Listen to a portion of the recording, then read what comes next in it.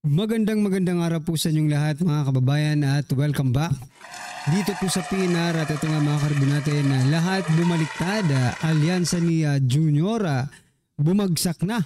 Yan mga kababayan, patungkol po riyan ang ating alamin at bibigyan ng komento ngayong araw na ito. Pero bago pong lahat, kung bago ka pa lang at dito po nakapag-subscribe sa ating munting channel, please don't forget to subscribe. At palike na rin po ng video ito. Maraming salamat po. At eto na nga, simulan na po natin to. Sawa na ang bayan ko sa magnanakaw na tao.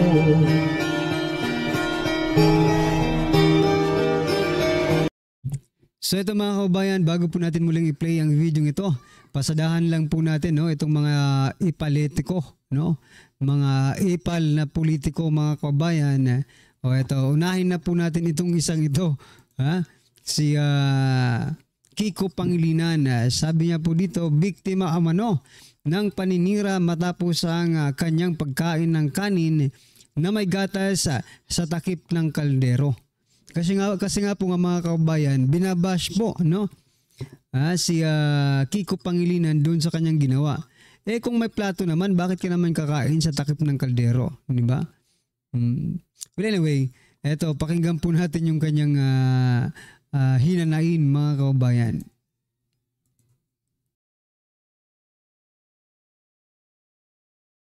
An orchestrated way na clearly hindi ito mga online organic audiences, kung hindi most likely kasi sa ating nakikita orchestrated, well-funded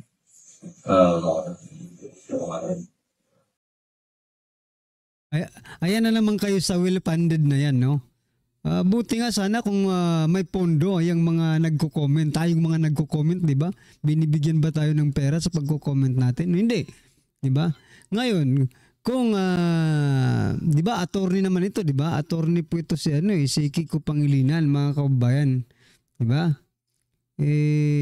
Kung di ba? Kung meron ka pong ebidensya na well-funded yung mga nagko-comment sa inyo, bakit hindi nyo po ilabas para pa ba sa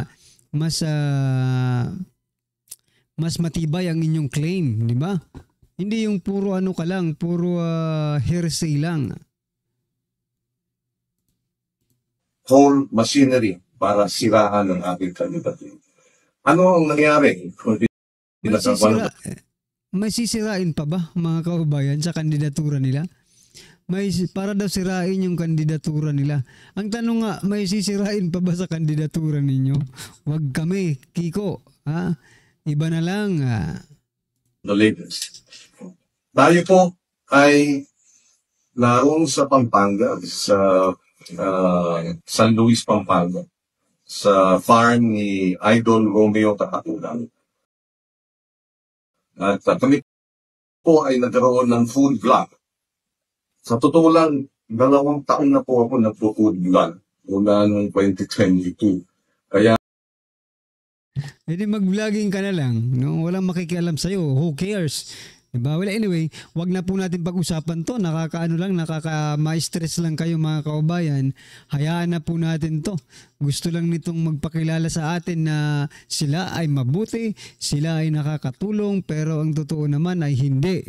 Wag na po tayong magpabudol sa mga ganitong klaseng politiko mga kababayan. Alright. Ayan po, isa po ito sa mga ipalitiko, mga ipal na politiko. Eto pa. May duo mga karibin natin ito naman sobra sa kaipalan din mga karibin natin. Ito, panoorin po natin to. Talagang medyo sa bagay nakakaaliw rin silang patingnan, pero ma-stress ka rin minsan kasi kung ganito lang ang gagawin nila sa Senado, abay wag na lang silang kumandidato. Kay Spider-Man o kay Batman, kay Superman o Wolverine, kahit di maintindihan. Kita nyo na mga kababayan, pasensya na kung nabigyan ko pa kayo ng kaunting stress sa panunood po sa dalawang ito. Hindi ko alam kung ano ang ibig sabihin niyang sinasayaw nila. Kung may kinalaban ba yan sa pagtaas ng ating mga bilihin, Hoy, yung mga plataforma ninyo ang inyong isulong, wag yung sayaw-sayaw. Ha? Wag yung gayahin si Kiko, paawa-awa ba, paawa effect. Nako po. Sa palagay niyo po ba, mananalo pa ang mga dilawan, mga kaubayan? I think mahirapan po sila. Ha? Dadaan po sila sa butas ng karayom kung sakasakali man, mga kababayan. Okay? Alright, ito pag-usapan din po natin. Ito pong bago natin i-play yung video, mga karibin natin, ito po. Isa rin pong ipalitiko, hindi pa isa. Dalawang ipalitiko na po ito, mga kababayan, sapagkat ito si Senator Rapi Tulfo at si Governor Cebu, Governor Gwin Garcia, mukhang nagkainitan. Ito, panoorin po natin to, mga kababayan. How can you be effectively working when you cannot even treat government agencies with the same respect that you would expect yourself to be treated? Being senator of the country, of the land, does not make you above the law and does not give you license to just barge in with little knowledge about what the situation is. Worse, with little knowledge of the law, barge in and berate government agencies. Worse, huwag mo naluoy atong driver. Ang driver atong bus, ang employee that was manning, we'll go to the north, manning the CRs. Ingon anak siya mo treat og ordinaryo nga mga tao. Ako, mas mangaway pa tagali ko ano yung mga RDs. Kaysa ingon ana ang akong pagtratar ng mga empleyado lang itaw nga di gali makatubag sa eksakto kay itaw nang ginabuhi ra na soldado ra na sila. You don't treat ordinary people like that, whether driver of a bus or a mere cashier who do not dictate policies anyway. So yan, mga kababayan, supalpal po si Senator Rapi Tulfo sapagkat sa pinakita niya po doon sa Cebu, no?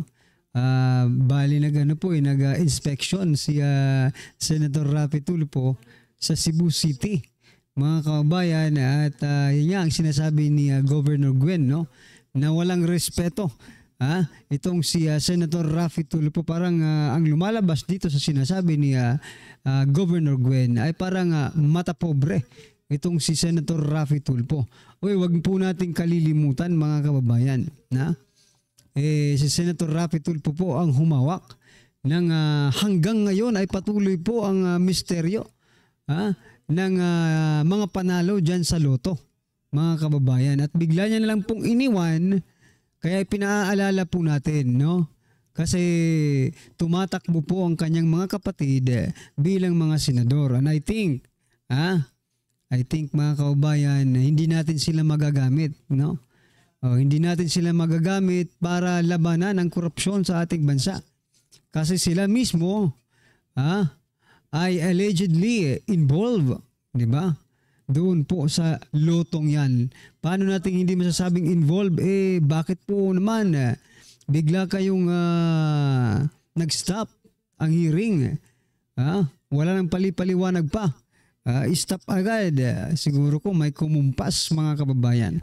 Well, anyway, ano po ang inyong opinion dyan, mga karibin natin? At ito, last na po natin itong bibigyan ng reaksyon. Tapos panoorin na po natin yung video at bigyan natin ng komento. Ito po, gusto ko lang pong i-point out dito. Kanina, share na po natin itong balitang ito.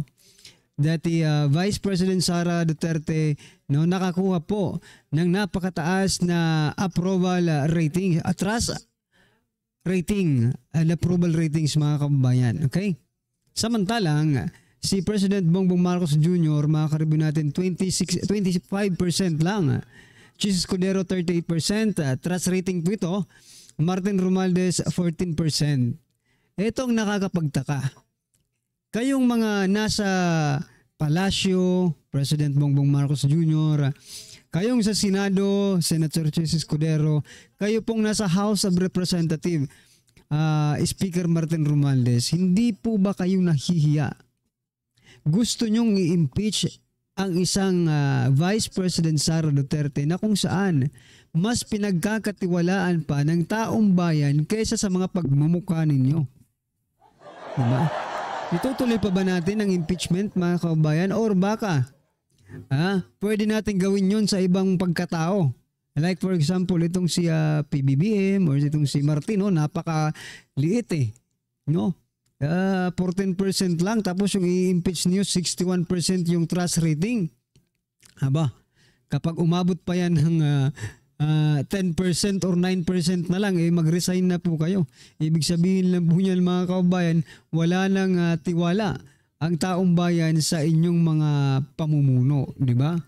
Hindi ba papasok diyan ang yung tinatawag na betrayal of public trust?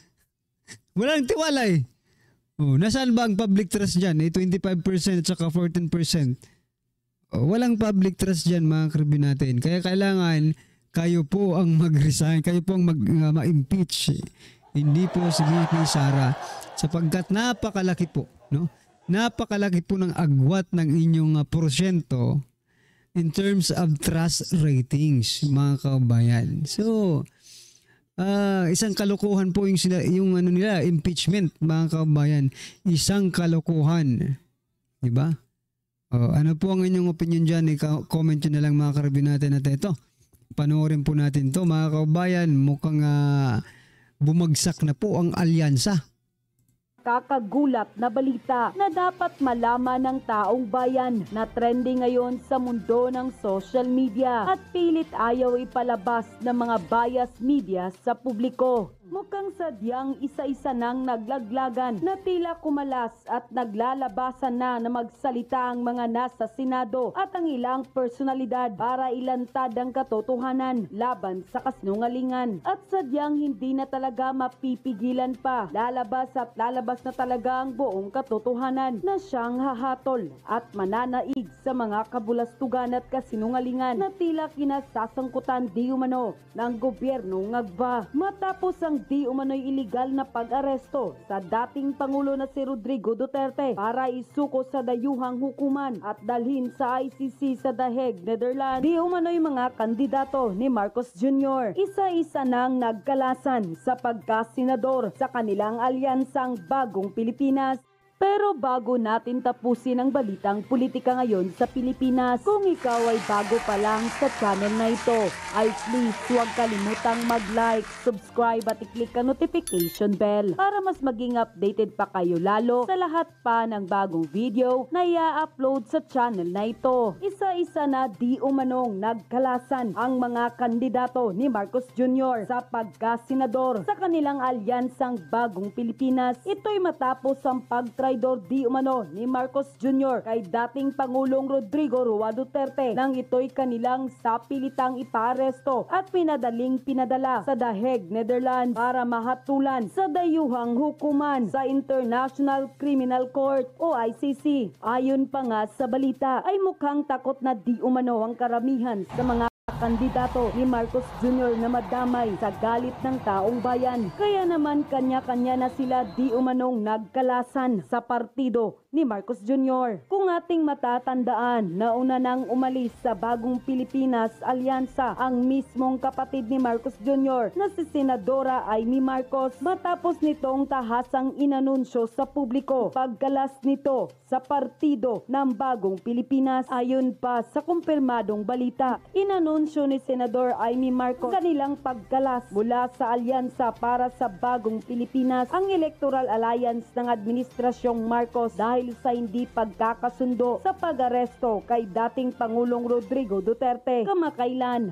pinangunahan ni Senator Marcos ang isang pagdinig sa Senado kaugnay ng pag-aresto at paglilipat kay Duterte sa International Criminal Court sa The Netherlands. Ayon sa Senadora, ilalabas niya ang kanyang paunang natuklasang impormasyon eleksyon sa lalong madaling panahon. Unquote. Marami din ang ugong-ugong at napabalita din nakakalas di umano ang senadora na si Pia Cayetano na kilalang taga-suporta ng mga Duterte, lalo na ang kapatid nitong Senador Alan Peter Cayetano na una nang kinalampag ang gobyernong Ngagba kaugnay sa di umano'y iligal na pag-aresto ng dating Pangulong Rodrigo Duterte. Bali-balita rin na ang susunod di umano nakakalas ay si Camille Villar na kilalang maka-Duterte ang pamilya at kung maging independent raw ito ay wala aniyang magiging problema dahil may mga makinarya ang pamilyang Villar at kayang ipanalo ang kanyang kandidatura kahit hindi na umasa kay Marcos Jr. na di umano'y puro kamalasan lang raw ang hatid sa kanila. Grabe naman, puro kamalasan yung hatid. Pero parang ganun na nga talaga no. Pag nandun ka po sa alyansa, talagang mamalasin ka, no. Maliban na lang sa mga talagang manggagamit, no. Tulad ni Manny Pacquiao, Bong Revilla, yan, hindi po yan kakalas yung mga kababayan sapagkat parehas po sila no. Parehas po sila ng karakas, no. Mga manggagamit, mga karibyo natin. So, yan, ano po ang inyong reaksyon, opinion patungkol po sa video ito, ay comment lang po sa baba. Para at least alam po natin mga kababayan ng inyong opinion. Maraming salamat po. Please don't forget to like the video. Maraming salamat po. Sawa na ang bayan ko sa magnanakaw na tao.